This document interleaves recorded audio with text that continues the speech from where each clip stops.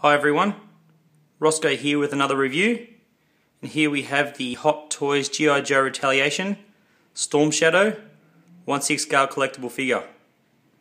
Now it's been about 2.5 hours since I filmed the Snake Eyes figure by Hot Toys. Just been down to my local collectible store and picked this up. I've put him together and here he is. Alright, we'll go straight in and take a look at the box. Just like with Snake Eyes, we have a nice white background. Truly allows the character to stand out on the packaging. Have the metallic G.I. Joe Retaliation heading. Have our logos. A nice image of Storm Shadow from the film. Now it's a slipcover box, just like Snake Eyes. And this one continues around, but this time on the bottom. And we have the sort of label there, logo, and Storm Shadow. That's actually like a reflective red. Looks silver in some lights, but it's actually red. And then you've got your cautions and warnings down the bottom, and the mountain range scene once again that was on the Snake Eyes box. Right, so that's pretty nice. Let's just slide that off. We have the back of the inner box. Picture of the character masked, black and white. So they've kept in the same theme as Snake Eyes in this part of the box as well. His was black and white. Then we have that traditional sort of red, white and blue G.I. Joe pinstriping, Storm Shadow 1/6 scale collectible figure, MMS 193. What I like about the inner box, or the inner contents of this one, we have our window. It's all white, so everything really stands out in the box, which I like. So the Snake Eyes one was black, and the Storm Shadow one's white, to coincide with their colour scheme, which is pretty cool. Really like that white tray. Yeah, so standard size box, but obviously they're keeping a theme going in the line. I do have Joe Colton on pre-order, so Bruce Willis will be coming here in the next month or two from Sideshow. So, and then I'll get the Roadblock, so the Rock, as well in the line when that comes out. Alright, accessories. We get an instruction sheet. Snake Eyes didn't come with one. It was actually quite easy to put together, so they probably thought they didn't need to give you one. But this guy's got a couple of things you need to do, so they've obviously included that. We get 3 shurikens. So they're quite nice. They're plastic, I think. Yep. There's a little pocket on his belt that opens up. You can put the shurikens in there. I just took them out so I could show you guys. We have plenty of spare hand sculpts, just like Snake Eyes as well. 7 spares. So you got relaxed, clenched, semi-clenched, and ones to hold the weapons. So you've got plenty to choose from. Got a lot of detail on them. We've got like a white and an off-white colour scheme with the exposed fingers, so they're quite nice. We get this adapter for his 2 swords. So with the swords you have to pull off the ends here. Those silver ends come off. You put the adapter on and it joins up to form like a double-bladed sword or staff. You get the spare hand pegs. You also get these spare little buttons or diamante things, which is good because on his suit they're all over the place. You've got some there, some there. So they're bound to fall off if you excessively pose the figure. You know, there might be a weak spot of glue and we might lose one, so it's good they give us plenty of spares to replace that. I wish Enderbay did that, because I feel my Enderbay Men in Black figures, their buttons or little spots like that do come off regularly if you play around with them too much. So that's cool. And here's the spare head sculpt. Looks pretty good. Pretty good likeness to the actor. Nice tones, and the hair looks really good. Little blemishes. Comes with the neck post already on this one. This actually comes on the figure. You have to remove this to put the masked one on. So they both have neck posts or neck joints there. You don't have to remove that bottom piece, which can be a bit of a pain. So that's good. I've gone with the mask look to make him look more like, have that ninja look.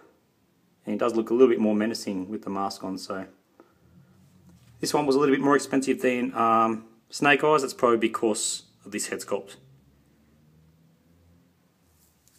Alright, we get traditional stand, G.I. Joe, Storm Shadow,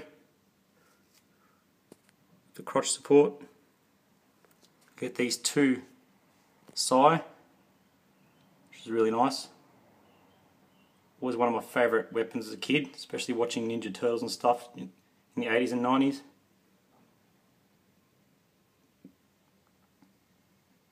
Now I've gone with that look because Snake Eyes has his sword out, and if I had this guy display with his swords, there's no way to put the size. So I've gone with the side look, something different to contrast with Snake Eyes. And that way I can have his swords still displayed on him, but in their sheath. So these ones, like a plastic, they slide very easily through this section, which is stuck, either glued or sewn onto the outfit. So they slide in, and then you just slide the swords into the sheath. Now they have the markings on it as well.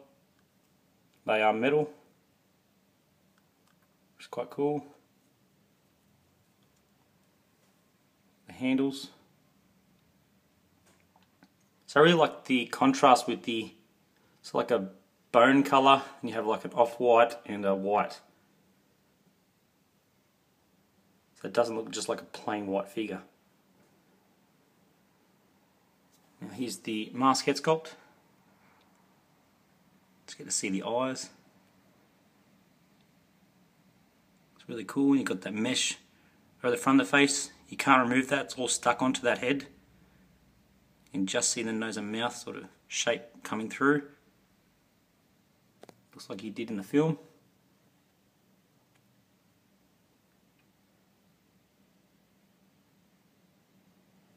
Now articulation wise, it's exactly the same as Snake Eyes. Very good articulation. The outfit barely hinders it at all. Just what you want with a ninja figure. You want to have the freedom to be able to do some very flexible and agile poses, and you can get that with this guy. These shoes almost look like Asics. 3 stripes. Got this sort of mesh. Feels like synthetic mesh there. The pants almost like a synthetic material as well, but then when you get to the coat, it's like a pleather. It's like a vinyl-y, soft vinyl. So that's a really nice feeling and texture material. And then it does get on that, it's easily to wipe off, which is good. I was worried that if you play around with it, dirt or oils from your hands would ruin the suit being white, but that is pretty easy to probably keep clean. Whereas this, if you got that dirt, it's probably a bit harder to clean, being fabric. So I've had a quick pose there, guys. I haven't really finalised him how I want him in the collection yet, so I'm going to have a look at a few photos online and see how other people have done it and stuff from blogs, and have a decide if I want him kept like this or change him up, but I definitely want him with the size. They look really cool. And you get to see like the full weaponry look all over him.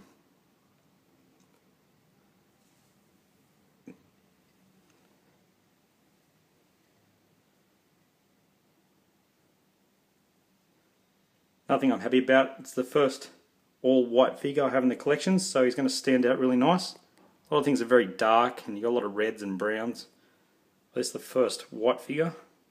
It's really going to, as I said, stand out in the collection.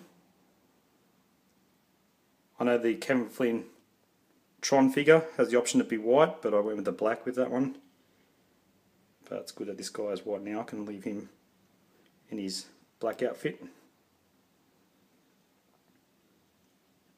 Well, there he is, guys. I'm very happy with this. It complements the Snake Eyes very well. And I'm looking forward to getting the other two that are going to be released. I think Joe Colton's already released in Hong Kong. Not through Sideshow yet. So not long off now. But The Rock, or Roadblock, as he is called in the film, is a few months off yet. So I'll just get Snake Eyes, pose him next to him, have a bit of a look. The two together. Now they are both standalone figures, but they just jump up another level together. Really happy to have both.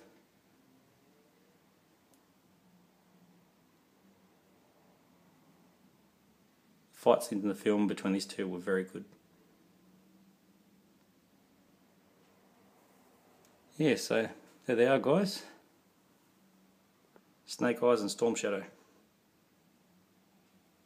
Alright guys, I hope you enjoyed this review. I'm going to leave you with that. Hope you've enjoyed. Thanks for watching yet again. Bye for now.